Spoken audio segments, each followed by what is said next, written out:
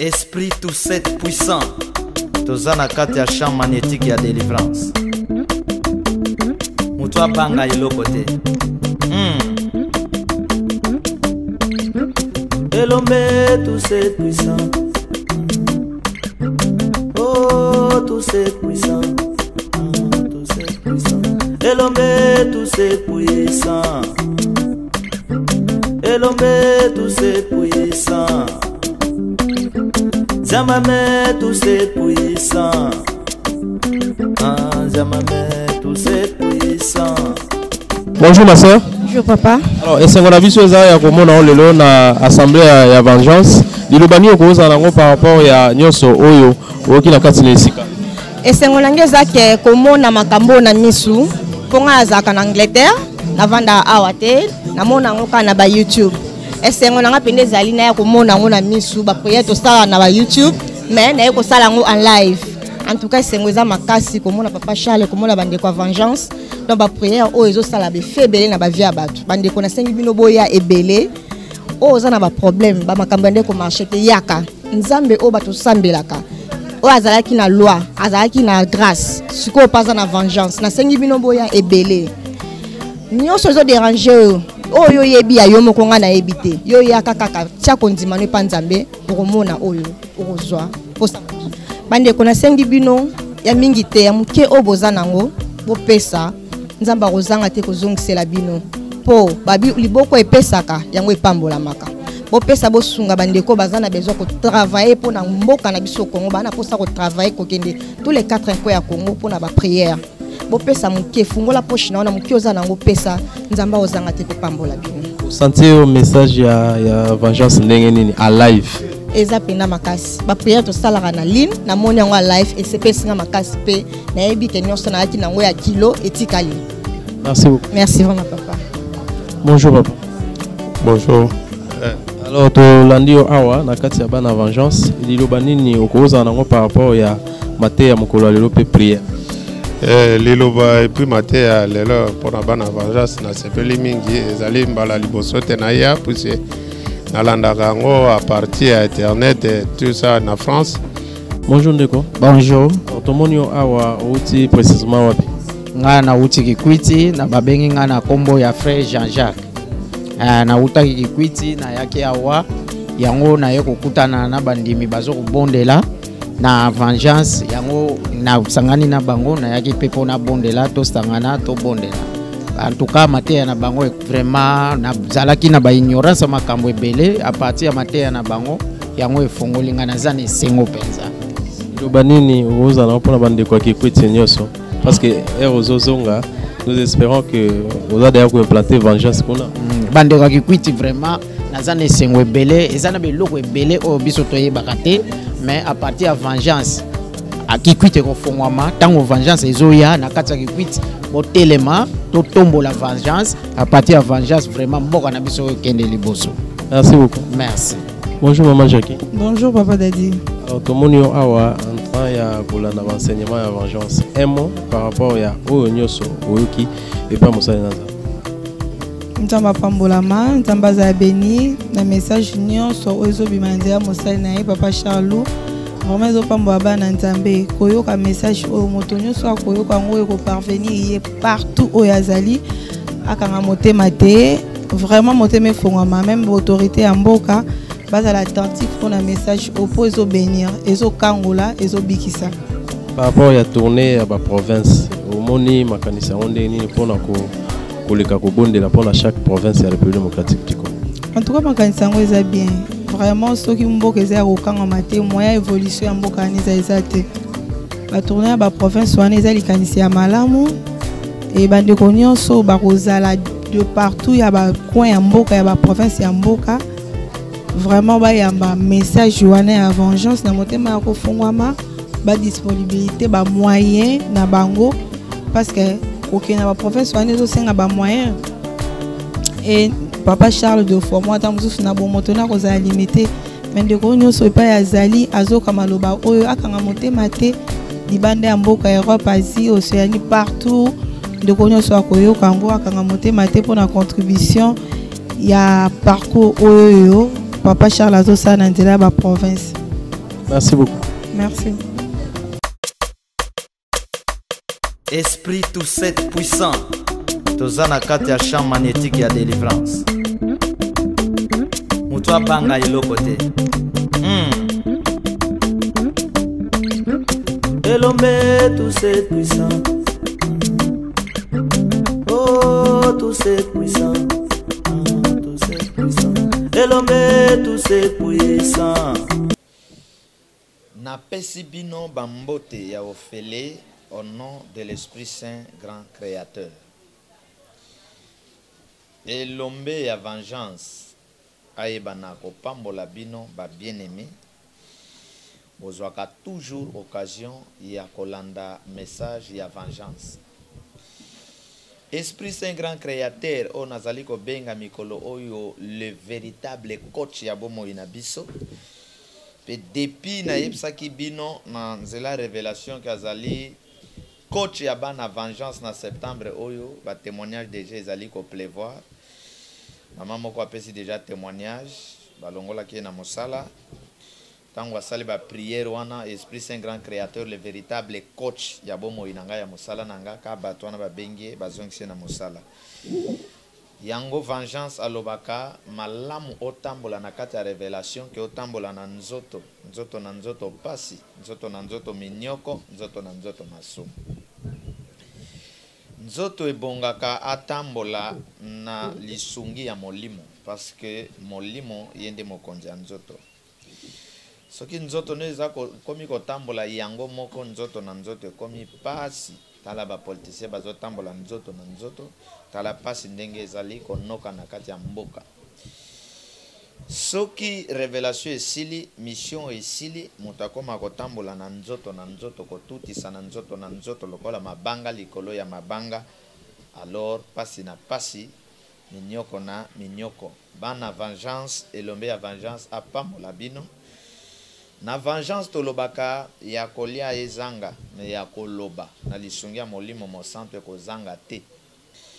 Na vengeance tolobaka soki okokisi mission na yo te etinda na yo sur la terre okokisi yango te, alors c'est un grand péché oyo yebi ko commettre sur le plan personnel, familial, national et international. Parce que mutu na sena moi batinda ki etinda. L'ombe à vengeance a pambola bino l'Esprit Saint, grand créateur, oazali véritable coach ya mois ya septembre. A pambola bino a battre la bino ba na vengeance. Na vengeance tolobaka ko négliger ndoto te. Ko négliger révélation te parce que ezali banzela oyo elombe le grand créateur alobela kabiso. Na vengeance to yebsa bino que na chaque espace ya temps nkolo atambolaka na ba instrument oyo ya poni na chaque espace ya temps. Vengeance aye ko yebsa bino ke temps esilaka. Mission esilaka. Ngonga ya mutu esilaka. Parce que bino boyeba kaka ke espace ya temps etikala kaka éternellement etikali. L'instrument éternellement batikali. Non. Yango toyoka ba pasteur mo bazote ya ke o bata politique bazala na mandat. Mais l'homme de Dieu, il a un mandat. Mandat na ye silaka te. Mandé silaka. Tant d'un homme de Dieu silaka. Ce qui est temps est sili, pas passer au boy kotika, au comme ça la bisala salo, comme il fanatique ya mo solo. Kobiki sokozala nango les sous-sautés. Tant où l'instrument est en vigueur, cet instrument azalaka na souci ya mabele yankolo, ya bapate nankolo. Mais ce qui ngonga na we beti esili au forcé alors makambo e baby.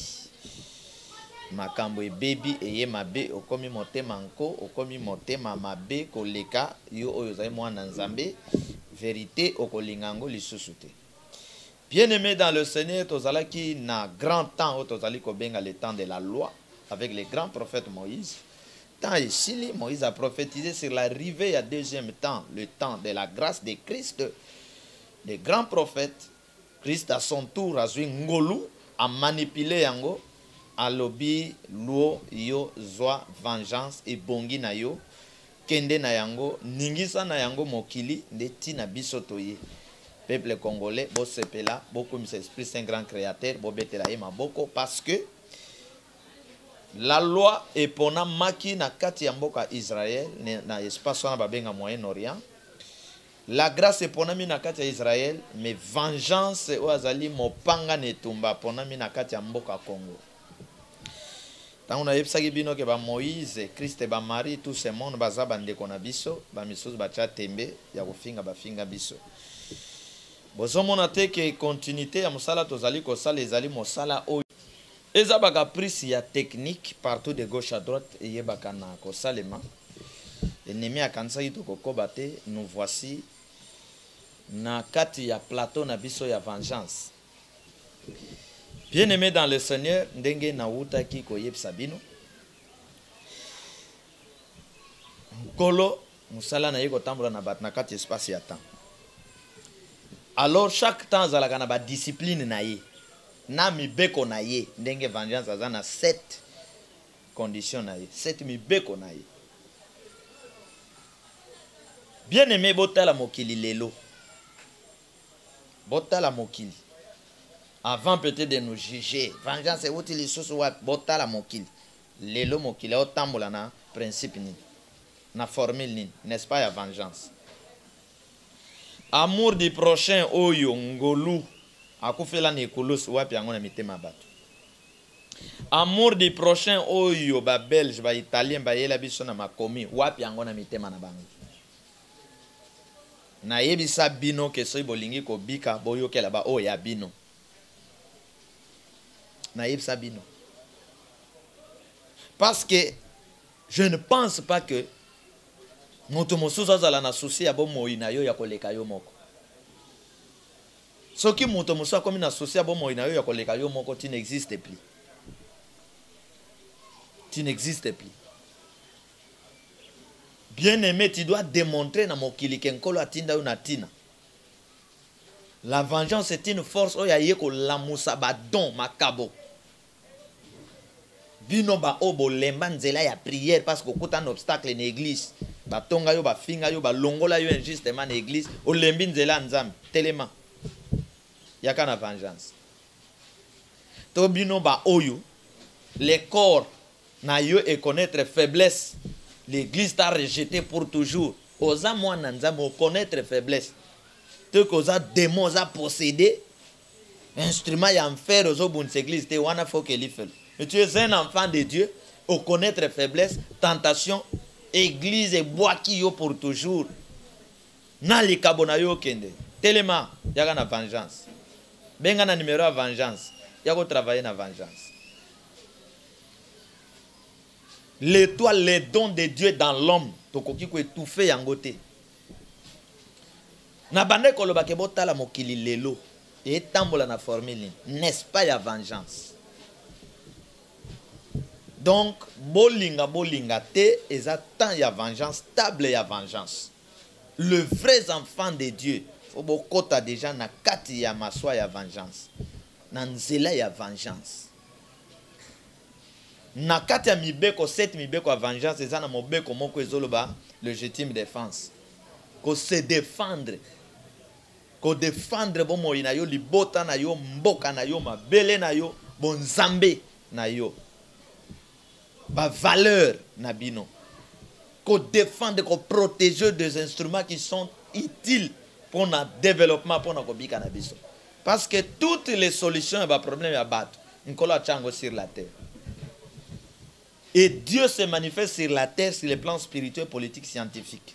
Il prend le corps de l'homme sur le plan spirituel pour orienter bino, à révéler bino, sur le plan politique pour gérer bino. Et sur le plan scientifique, pour abimser la bino biloko. Ce secret, on a besoin d'un côté zéro.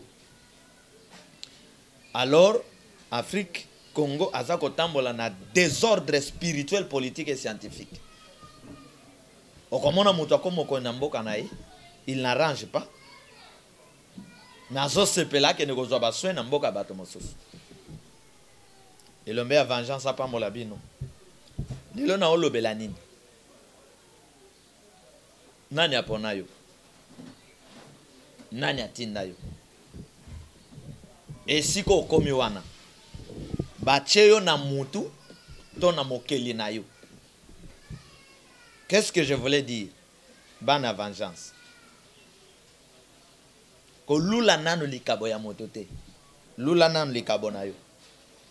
Au Bible, lobi, contente-toi de ce que tu as. Lula nanu likabo na yo.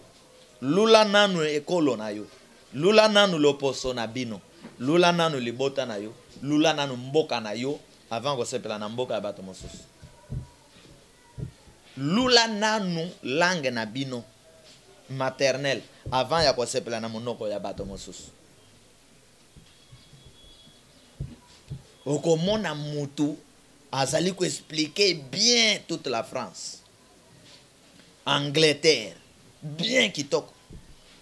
Omona pe na histoire na géographie a 10 sur 10 parce que batuni Diego Kawa répondre, parce que batuni Stanley a répondre, parce que batuni Magellan a répondre. Omona 10 sur 10. C'est un professeur d'histoire, géographie na opeso 0. Mokomona kaka même moto wana otuna ye mboka ya koko aboti mama na bino papa na bino mwana wana ayebite. Ayebi yangote. Bien-aimé dans le Seigneur, ceux qui bo misali te muta osala bino azati. Ceux bo bundi te muta obundela bino azati. Ceux bo telemite muta ko telemisa bino azati. C'est pourquoi chaque fois bato bazana bo umbu, le monde spirituel décide de susciter un homme fort, net na tango oy, vengeance azali message à makasi. Papa Lourd azali un homme fort, il y a temps pour les Congo. Il y a temps. L'homme fort, il y a temps. Au boyango et talio. Mais vengeance azali homme fort, il y a temps oy. Parce que c'est l'instrument que Dieu a choisi pour sauver, pour apporter la lumière et rendre libres les Congolais et les Africains, sans oublier les enfants de Dieu dans les 4 coins du monde. Bien-aimé dans le Seigneur, yo mutolandaka vengeance na bokebi ondima yango et batela yo et pambola yo. Biso to boy ko sangsa nzambe na biloko mosusu. Biso to boy spiritualité ya boumbu. To boy spiritualité ya buto lalite bazotindo na ba cimetière. To boy spiritualité na butu lalite bazotinda yo na fleuve na butu na molili. To boy spiritualité bazotungisa yo pesa mwana sala bo to boy yango. Bien-aimé zala libre. Message à vengeance sokyo yoki yango kandenge to te ya boy. Na benga yango message prière. Ozolanda message à vengeance fo yoka biloko ekota kati na yo. Bien-aimé, biso mosala na biso kolona ko sopela mai. Miracle simami na ye moko Esprit Saint grand créateur, le véritable coach. Oh, mikolo santé zotungisama, invoquer l'Esprit Saint grand créateur, le véritable coach ya guérison ya bomo inayo. Problème inetel melio. Invoquer le grand coach, Esprit Saint grand créateur. Coach solution ya ba problème na yo. Maman moko si azu miracle na ye. Bien-aimé dans le Seigneur, nani aponayo desika na vandi. Nazote ya mingi te nazokata. Kolula te likabo ya moto. Lula nani ya yo. Activez likabo na yo. Chango en pratique. Likabo, les dons dans l'homme, dans la personne. Ezali présence yankolo. Présence y'Esprit Saint. C'est-à-dire, mutu nyonso oya uti epa na nkolo. Ote mama na bino akendo luko na ndako anga. Oya obota ma kisimbi. Me mutu oyo nkolo atindi nkolo aponi. Aye na mokili. Na kati na yo atie likabo. Donc mutu akomaka oyo azali. Likabo oyo ye azali. Nde mutu akomaka. Bien-aimé dans le Seigneur. Nde oyo mutu akomaka na kati ya vie na ye. Eza likabo oyo nzamba tche kati na yo. Soki on néglige likabo nzamba tche kati na yo, on néglige yango, c'est fini. Soki likabo na yo eza désorienté, c'est fini, tu n'as plus la vie. Ozali sous na vie te. Ozali sous na vie te. Ozali ignorant. Oza mokufi. C'est le don qui fait vivre la personne. Don de ko pambola yo. Don de ko pesa yo ba opportunité banzela. Parce que le don c'est Dieu lui-même dans l'homme. Bien-aimé, école spirituelle, politique, scientifique, il y a monde ya Congo tout puissant, yango yo vengeance. L'esprit me dit, nous aurons et nous avons des écrivains au Bakokoma. Troisième partie à livre qui après Apocalypse, ils ont message de vengeance. Ils ont abattu l'esprit et simba bango. Ba Congolais, ba Africains, au esprit et simba bango. Pour ba koma makambo oy. Ceux qui ont un esprit à kokoma. Comment makambo a vengeance. Quand on a vengeance TV, zoa ba message nyonso. Il n'y a pas Charles Lelo. Comment yango. Et bima livre ya misato. Naba prière nyonso na tindak. Oto salak. Koma yango salelango troisième livre. Toko bénir yango, to distribuer yango na mokili. Na yepsi bino ke soki to misalite, on sala biso azati. Les Européens ba misali, ba s'imposer na monde, ba dominer bino. Ti lelo vous êtes incapable de s'en sortir. Ba gérer na ba président na bino. Donc mutako za président bo banga e président. Mais pas ya Européens, Américains, za pamba, potulu, poussière. Si koto yeto comme Sabino batu, okuta na Américain bangi yo. Okuta na Chinois bangi yo. Okuta na Européen bangi yo. Est-ce que nga penande na zabo? Yep sanga président nini, Europe, America ko bangi sanga. Yep sanga. Parce que okuta na bango to pesa ni mbote tano sala demi-tour, ya suba problème. Tokoya na Europe, tokoya na Amérique. Bogomona. Spiritualité, ce qui est vandité, vous avez esclaves. Bien aimé, à ton dit makate, mendengo zano yebike, oyo, nkolo moto atinda yaza mobali. Toi, na ba prière na biso ya ba province, to zana otambola. So lelo te lobby ba Congo ezo yamba biso. To epsa bande kona bino ba Congo. Ba ya ko zwa loboko. To sambela pona bango. Bo pesa bande kona bino numéro à téléphone. La vengeance. To bonde la pona bango atana mosika. Bo profiter na temps oyo. Bo profiter. Bien aimé dans le Seigneur, mutuna nangeza leka nani apona yo. Ici. Na mokili tozali na bato a commis ne sikawana par la volonté de Dieu, par le choix de Dieu. Après le qui nanzela bato. Et ça n'a pas commis ne sika par la volonté de l'homme et par le choix de l'homme. Bon, il y a une vengeance. Si nous voulons un Congo tout puissant, il faut télémer la misala nyonso o yezali plus na bon mutu. Quand je parle de mon mutu awa, je vois misala ya makantima B et non ya bon mutu ya bien. Quand je parle de bon Zambé, eza misala oyo l'esprit de Dieu kotikati na mutu et produire et fait. Résultat wana na bengaka les œuvres de l'homme Dieu. De Dieu dans l'homme. Ndenge makomie loba les œuvres de l'esprit et les œuvres de la chair. Eza na misala ya nzoto nzoto.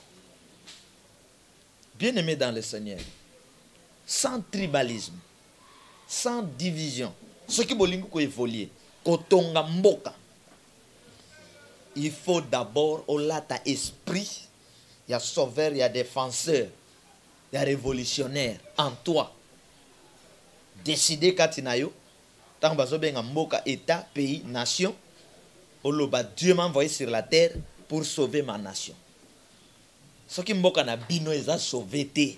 Tu n'as pas le pouvoir, les droits ya kokene ko sauver mboka mosusu. Ou sauver mboka mosusu ndeni. Et pas bino kokite. OK bima ganki ailleurs. Non non non. Hein? L'exemple est bien ordonné. Bolo baganine. Si faut bandana yo moko. Awa tozali te bato yo, ba riche yo, diabolique yo. Asana mbongo, moi sina santaka mbongo wana te. Bana ba santaka ngote kaka na balabala bisote. Bien-aimé dans le Seigneur, bobi manakati ya ba ordre spirituel diabolique satanique ya makila. Oye bombi ba force ya mabe nakati na mangomba. Nikolo bache le nom de Christ. bokangama kuna na boumbu wana boumbu nango normal ti na l'an 2019 bobima na mangomba molili wana bokota na école spirituelle politique scientifique ya vengeance pour un Congo tout puissant bozo ba formation esengeli osala mosala pour la gloire de l'Esprit Saint grand créateur le véritable coach et pour l'honneur na yo otika histoire na monde bien aimé dans le Seigneur ezana bato oyo nkolo aponi pour animer le monde soki bozwi bato nkolo aponi a pointé na sur le plan spirituel na sur le plan politique scientifique bato nkolo mutu aponi ki afanda na kiti wana nkolo aponi bango ki azala général aponi azala prophète soki peuple bo comprendre que oyo nkolo aponi bo adhérer bo protéger bato wana c'est fini bolongi. Les problèmes que vous avez peuple, vous n'avez pas une position.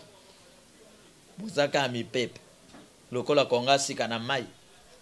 Mai a de gauche, a de droite, résistance exacte. Vous avez léger. Non, mon fois kanga frère en esprit de discernement. A kangi frère en réfléchir. Makamoni nyo. Tozo kende wapi. Modèle ya ba pasteur nini oyo. Modèle ya politique nini oyo. Donc, ezana biloko oyo bino bozela ka résultat nango et mon na peine musque au résultat ko zala te ko pesa te mais bo tiepe confiance que total anan. Bien aimé, mutu oyo nkolo aponite. Mutu oyo nzambe aponite. Nkolo aponi yete. Soki bo ndimi. Soki bo ndimi mutu wana eke nkolo aponi yete. Ezala na église, ezala wapi. C'est-à-dire, vous avez accepté un sorcier. Et ceux qui vont accepter un sorcier, c'est pour votre souffrance. Bola nanga bien. Mais ceux qui vont ndimi mutu oyo nkolo aponi bo biki. Parce que ko bika ya bato sur la terre, eza ko dépendre na bato mokeli ya mokili mobimba aponi. C'est pourquoi, quand ce grand Dieu-là a poni Moïse pour faire sortir les enfants d'Israël dans Boumbu, il y a Pharaon, Moïse a réussi l'opération, Josué a réussi comme dans la terre promise. Parce que pona maki. Bon, ndenge ba kore ba datan ba kesala mobulu na nzela. So ba pesa ibango.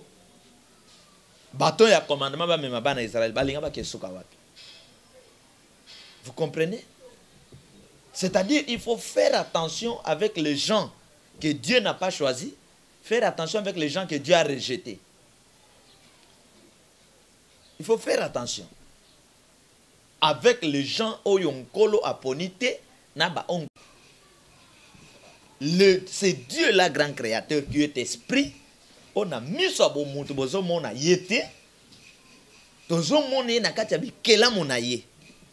L'esprit grand créateur se manifeste na kati ba créature na ye nyonso. Même na kati ba nyama. Il est là, il se manifeste. Na kati ba nzete, il est là.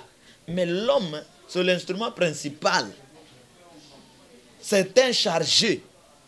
Oyonkolo aponi pour que a conduire biloko yankolo sur la terre. C'est pourquoi Nazali ko yeb sabino que si vous voulez évoluer,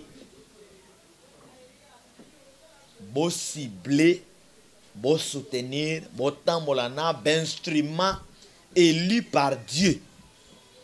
Évitez le tribalisme et comme ma bino ici à mon côté. Parce que ton frère a fraudé. Et Colonayo est fraudé au soutenir fraude. Or, fraude est côté à la fraude.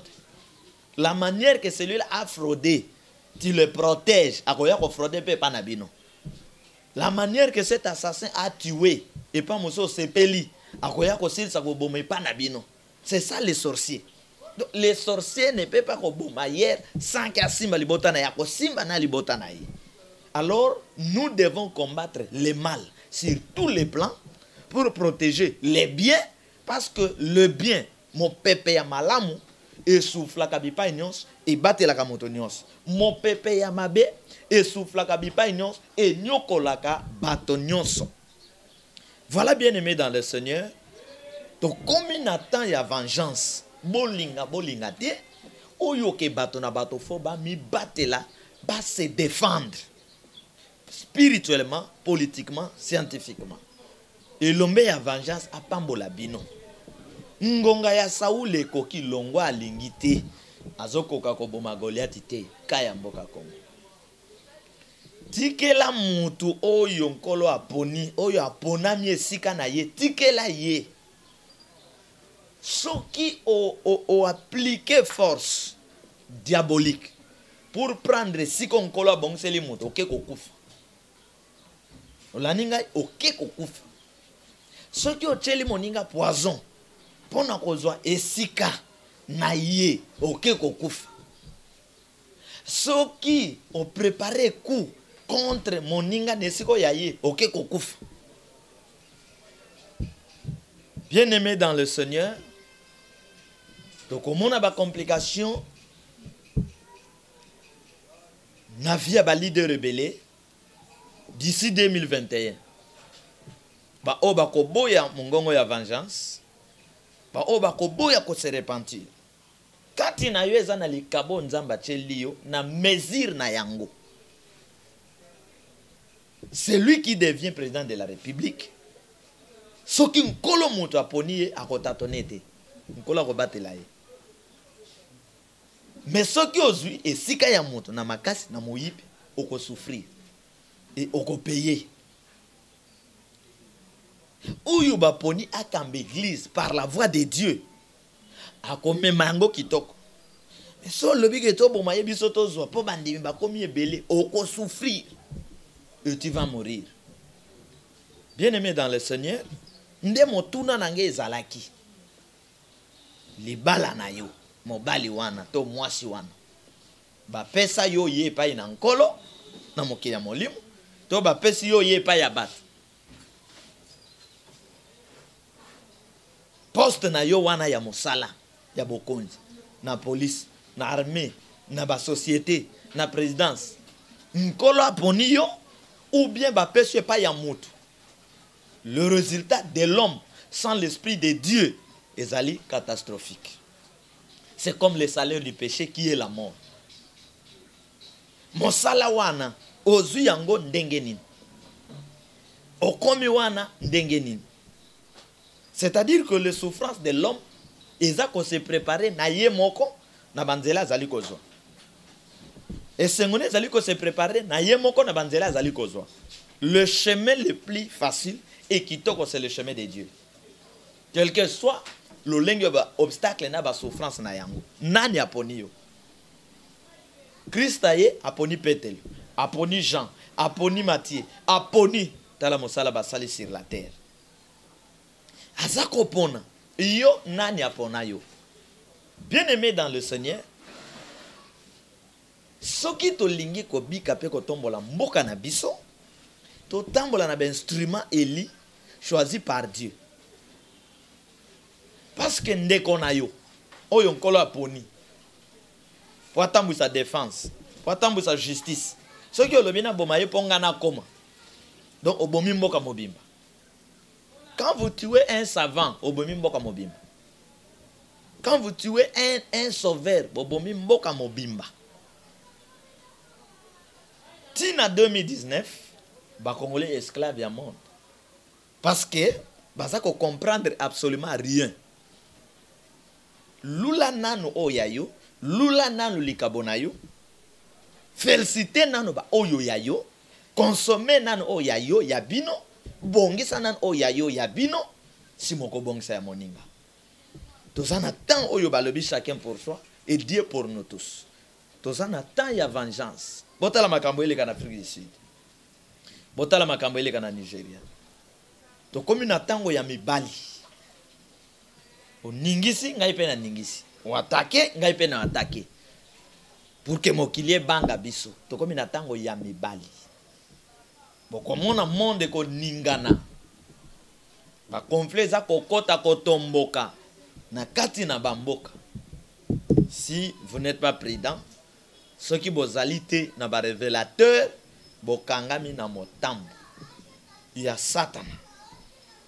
Satan ya ba congolais pe ba africain za bango moko. Satan na bango ezali ba européen. Satan na bango ezali ba ordre spirituel diabolique du sang. Satan na bango ezali ba américain. Quand vous cherchez le diable, chaque fois vous dites il est esprit, diable azali pe moto na kati ya bato. Azali ko evre ko sala misala na. C'est-à-dire le diable c'est l'homme que Dieu n'a pas choisi, mais il veut s'imposer sans esprit de Dieu pour diriger un peuple de Dieu. D'office, il devient le diable parce qu'à Gotambu Sabino est un esprit à grand créateur.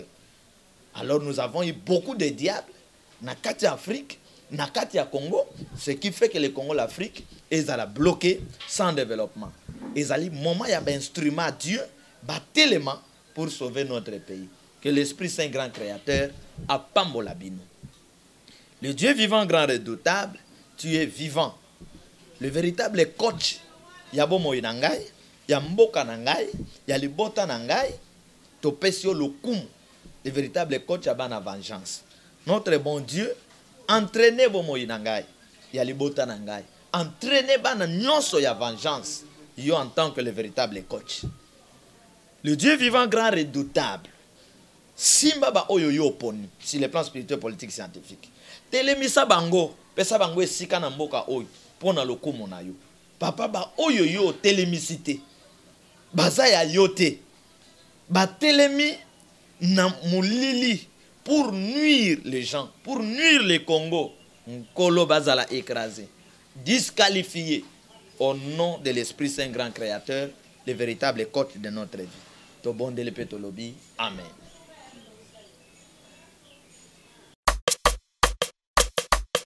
Esprit tout sept puissant, tozana kati ya champ magnétique ya délivrance. Mutwa banga ilo côté. Elombe tout sept puissant. Oh tout sept puissant. Tout sept puissant. Elombe tout sept puissant. Elombe tout sept puissant. Zamame tous ces puissants. Zamame tous ces puissants. Bonjour ma soeur. Bonjour papa. Alors, est-ce qu'on a vu ce ça comme on le na assemblée ya vengeance. Dilobani ko za nango par rapport ya nyoso oyo oki na kati na sika. Est-ce qu'on a za ke komo na makambo na misu ponga za kana Angleterre na vanda awate na mona ngoka na ba YouTube. Est-ce qu'on a pende zali na ya komona ngo na misu ba prière to sala na ba YouTube mais na ko sala ngo en live.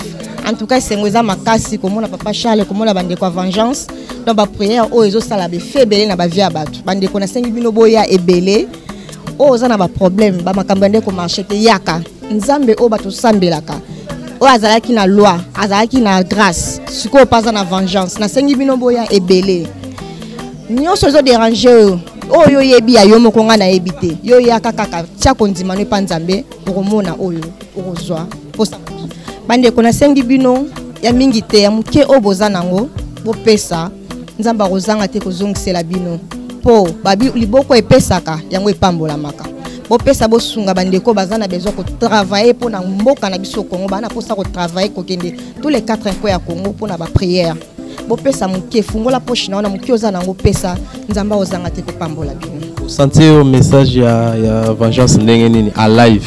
Eza pena makasi ba prière to sala na ligne na moni yango live et CPS nga makasi pe na yebi ke nyonso na yaki nango ya kilo etikali. Merci beaucoup. Merci vraiment papa. Bonjour papa. Bonjour. Alors to landio awa na kati ya bana vengeance liloba nini okoza nango par rapport ya mate ya mokolo lelo pe prière. Liloba et puis mate ya lelo pona bana vengeance na sepeli mingi ezali mbala liboso te na ya puisque nalandaka yango à partir ya internet et tout ça na France. Bonjour ndeko. Bonjour. Tomoni awa outi précisément wapi? Nga na uti Kikwiti na babengi nga na kombo ya frère Jean-Jacques. Na uta Kikwiti na yake awa yango na ye kokutana na bandimi bazo kobondela na vengeance yango na sangani na bango na yaki pepo na bondela to sangana to bondela. En tout cas mateya na bango vraiment na zalaki na ba ignorance makambo ebele a partir ya mateya na bango yango efongoli nga na zane sengo penza. Loba nini ozala mpona bandeko ya Kikwiti nyonso parce que ozozonga nous espérons que vous allez implanter vengeance kuna bandeko ya Kikwiti vraiment na zane sengo ebele ezana beloko ebele o biso toyebaka te mais à partir ya vengeance a Kikwiti ko fongwama tango vengeance ezoya na kati ya Kikwiti botelema to tombo la vengeance à partir ya vengeance vraiment mboka na biso kende liboso. Merci beaucoup. Merci. Bonjour maman Jackie. Bonjour papa Daddy. Alors tout le monde awa en train ya kolanda enseignement ya vengeance un mot par rapport ya oyo nyoso oyoki et pas mosali naza. Ntamba pambolama ntamba za beni na message nyonso ozo bimanzia mosali na ye papa Charlot. Vraiment zo pambola bana nzambe koyoka message oyo moto nyonso akoyoka ngo ko parvenir ye partout au yazali akanga motema te vraiment motema fongama même autorité ya mboka bazala attentif pour un message opposé au bénir ezo kangola ezo bikisa par rapport à tournée à la province au moni makanisa onde ni pona ko koleka ko bondela pona chaque province ya République démocratique du Congo. En tout cas makanisa ngo eza bien vraiment ceux qui mboka eza ko kanga mate moya évolution ya mboka ni eza te ba tournée à la province wana eza likanisi ya malamu et bande ko nyonso ba kozala de partout ya ba coin ya mboka ya ba province ya mboka. Vraiment ba yamba message wana ya vengeance na motema ya kofungwama ba disponibilité ba moyen na bango parce que aucun na ba province wana zo senga ba moyen et papa Charles de fois moi tant mususu na bo moto na ko za limité mais de ko nyoso pa ya zali azoka maloba oyo akanga motema te libanda ya mboka Europe Asie Océanie partout de ko nyoso akoyoka ngo akanga motema te pour na contribution ya parcours oyo Papa Charles Azosa Nandela ba province. Merci beaucoup. Merci. Esprit tout cette puissant. Tozana kati ya champ magnétique ya délivrance. Mutwa banga ilo côté. Elombe tout cette puissant. Oh tout cette puissant. Tout c'est puissant. Et l'homme tout c'est puissant.